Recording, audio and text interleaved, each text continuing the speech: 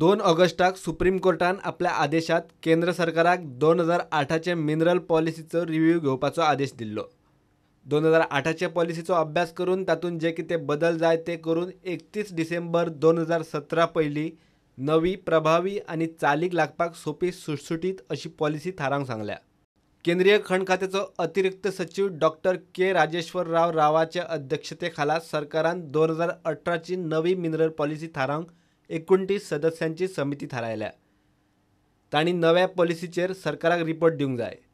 समितीन नव्या पॉलिसीचेर आपलो रिपोर्ट 31 ऑक्टोबर 2017 मेरेन केंद्रीय खण खात्याक दिवचो पडटलो।